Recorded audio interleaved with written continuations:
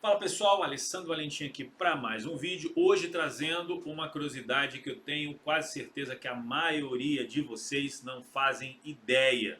Isso aqui é realmente a história do fisiculturismo. Então eu vou trazer aqui relatos do Mister Universo de 1966 e de um cara, um ícone, um ídolo dos anos 60, que foi Mister Olímpia e que deveria e não participou desse Mister Universo de 1966. Mas antes de entrar no mérito da questão, eu quero apresentar para vocês essa estampa maravilhosa aqui da minha marca, Golden Age, que é o meu bonequinho aqui, ó, meu desenho que o Vini fez.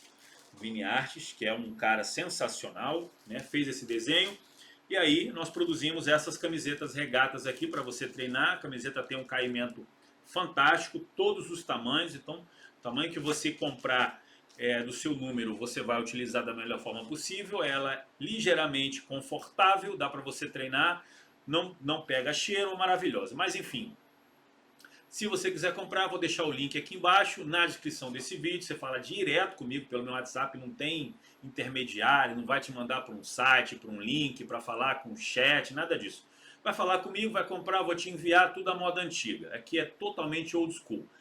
Mas vamos lá. Em 1966, Mister Universo da NABA, o Arnold competiu pela primeira vez, ainda como amador, perde para o Chet Orton. Ele já tinha competido naquele mesmo ano no Mister Universo da FIHC, que era a federação que originalmente criou o Mister Universo, ainda em 1947. O primeiro Mister Universo aconteceu em 1947, já contei isso no outro vídeo, nos Estados Unidos, na Filadélfia, foi vencido pelo Steve Stan. E esse Mister Universo foi realizado pela FIHC, Federação Internacional de Halterofilismo e Culturismo. Federação, inclusive, que foi fundada no mesmo dia da realização do evento. A federação anteriormente se chamava FIH, Federação Internacional de Halterofilismo. Não tinha culturismo no nome.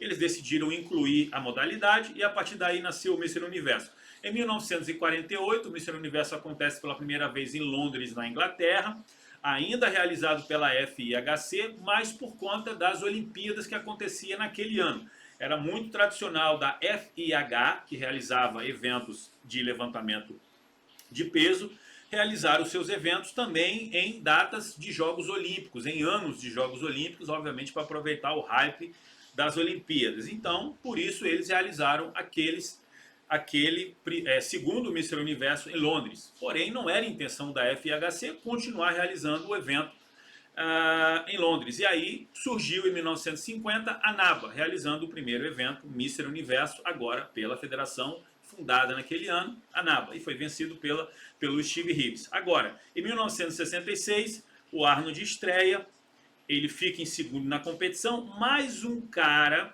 que já foi Mister Olímpia, deveria ter competido naquele ano, não foi, não competiu. Esse cara era o cubano Sérgio Oliva.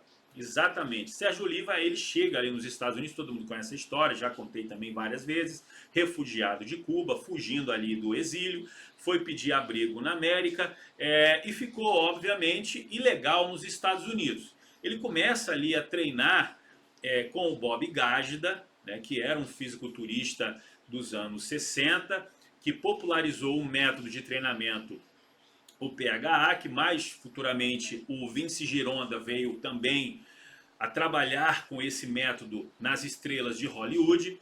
Ele viu, né, o potencial genético que era o cubano, o Sérgio Oliva, leva o Sérgio Oliva para a academia, começa a treinar o Sérgio Oliva, dar os primeiros passos ali do cubano no fisiculturismo.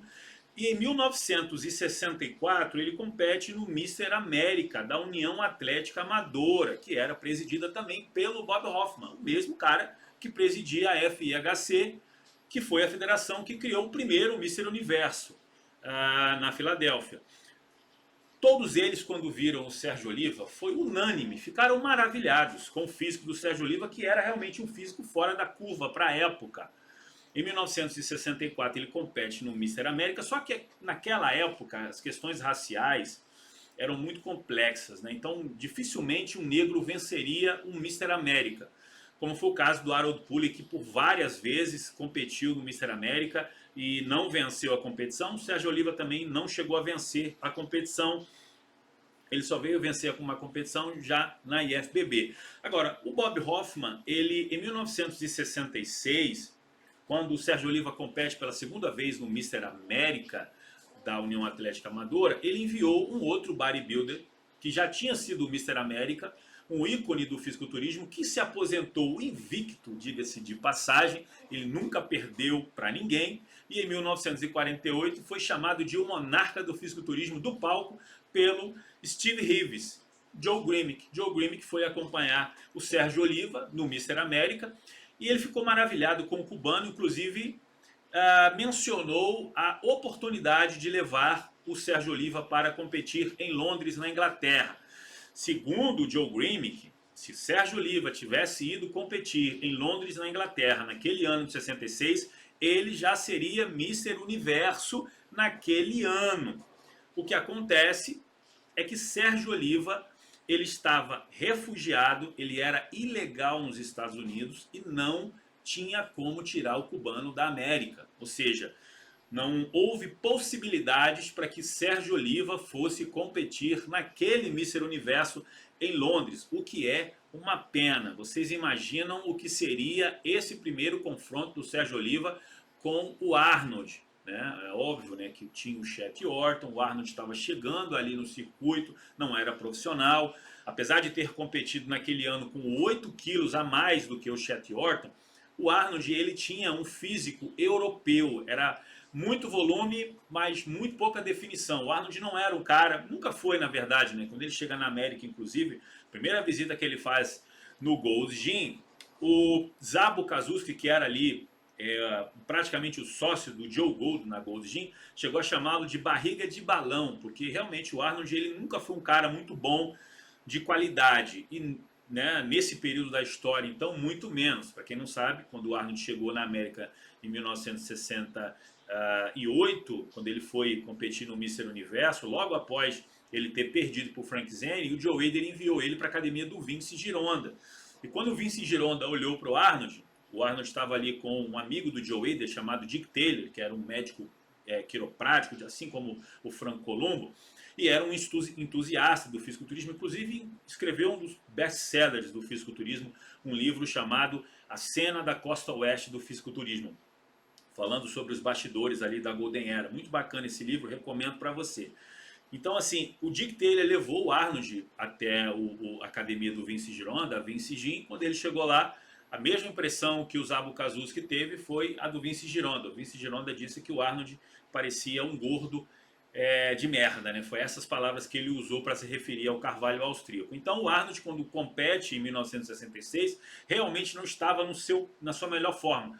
Porém, o Vince Gironda, como todo mundo sabe na história, transformou o físico do Arnold de 68 para 69, apesar de nunca ter tido os méritos disso, né? Quem teve os méritos foi o Joe Hader, porque como o Arnold era patrocinado do Joe Hader, ele tinha que falar bem do Joe Hader nas revistas. Então, o Arnold vai para a Muscle Builder, fala dos métodos de treinamento do Joe Hader, responsabiliza o Joe Hader pela vitória no Mister Universo de 69 na IFBB, e aí ele é expulso da academia do Vince Gironda. Ele, obviamente, adorou, né? Porque aí ele vai para Venice Beach, curtir as praias, aquela mulherada ali, Woodstock rolando, enfim, tudo que você possa imaginar acontecia naquele período da história, e quase foi a derrocada do Arnold. Mas o Sérgio Oliva, ele não só deveria, em 1966, estar naquele Mister Universo, como ele já deveria ter competido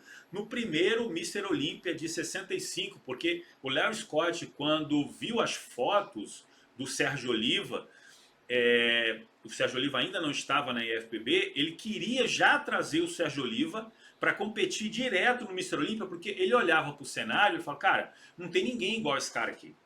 Né? Você tem o Harold Puller, que é um potencial, você tem o Chuck Sippers, mas, cara, esse cara aqui é um fenômeno. Ele é tanto que foi chamado de um mito. Né? O primeiro apelido do Sérgio Oliva, inclusive, quem deu foi o Rick Wayne, né, que era editor-chefe da Muscle Builder. Ele chegou a dizer que o Sérgio Oliva, o apelido que ele colocou no Sérgio Oliva foi de aberração, porque realmente era um cara fora da curva. Era um cara que tinha um físico que naquele período da história ninguém tinha. né? O David Draper chegou a batizar o Sérgio Oliva de uma espécie de animal não categorizada. E ele era realmente monstruoso. O Arnold, quando foi competir pela primeira vez com o Sérgio Oliva em 69, quando ele desce no backstage e vê o Sérgio Oliva aquecendo, ele fala que foi quase como bater numa parede. É como se ele tivesse, né, batido um carro numa parede e amassado toda a sua estrutura. Ele psicologicamente ficou realmente abalado, perdeu aquele Mr. Olympia de 1969 e a primeira impressão de ver o Sérgio Oliva realmente não foi das melhores. Mas o Larry Scott ele queria levar o Sérgio Oliva já para competir no Mr. Olympia de 1965. Só que é claro, né, existia naquele período já um comportamento padrão que era que o Mr. Olympia, o cara que vai competir no Mr. Olympia, deveria ter vencido pelo menos uma competição importante, seja o Mr. América, seja o Mr. Universo, uma competição importante para poder estar validado a competir no Mr. Olympia. O Joe Hader estava com um problema muito grande, porque quando ele criou o Mr. Olympia, naquela altura, ele queria trazer todos os melhores, os grandes competidores. E ele precisava exatamente do olhar clínico dos bodybuilders para, obviamente, trazer esses caras, né? E o Larry Scott era, naquele momento ali, o principal atleta dele. Ele queria unificar, digamos assim, os cinturões, né? Ou seja, o cara que ganhou o Mr. Universo da NABA, como o Reg Parker, como o Bill Pearce, vamos trazer esses caras, como, né, o Steve Reeves, caso não tivesse se aposentado, ou o Joe Grimm, vamos trazer esses caras, vamos colocar esses caras à prova.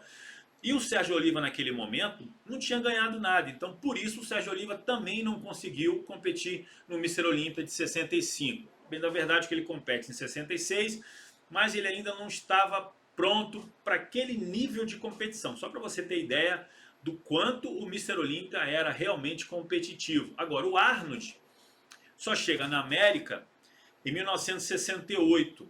Né? E ele deveria ter competido já no Mr. Olympia de 68 contra o Sérgio Oliva. Ele só não competiu por conta de um erro ali de agendas. Né? O Mr. Olympia daquele ano aconteceu no mesmo dia que o Mr. Universo da NABA. Era o primeiro Mr. Universo como profissional do Arnold. O Arnold queria bater o recorde do Reg Park, vencer todos os campeões do Mr. Universo, era uma questão pessoal dele, então ele decidiu não ir para a América. Ele vai depois, uma semana depois, não tinha visto, então ele ficou praticamente ali uma semana na casa de um responsável, do Joe Hader, numa fazenda, até conseguir a liberação e poder viajar para a América. Mas aí todo mundo sabe da história, ele perdeu para o Frank Zane. Então o Sérgio Oliva, provavelmente, mesmo com o físico que ele tinha em 1966, ele já poderia ter vencido o Mr. Universo da NABA naquele ano. E ele só não competiu porque o Joe Grimm que não conseguiu tirar o Sérgio Oliva dos Estados Unidos. Na verdade seria um perigo, né? Porque ele estava ilegal nos Estados Unidos, ele estava refugiado, praticamente escondido ali em Chicago. E expor o Sérgio Oliva a uma viagem internacional poderia colocar em risco toda a sua carreira. De repente ele poderia ser deportado para Cuba de volta e sabe-se lá como teria sido a vida do Sérgio Oliva a partir daí. Bom, mas eu espero que você tenha gostado dessa curiosidade, mais uma aqui no canal. Não esqueça, não se esqueça de ir aqui embaixo no link, né, me chama no WhatsApp, peça sua camiseta. Eu vejo você no próximo vídeo. Um forte abraço, pessoal.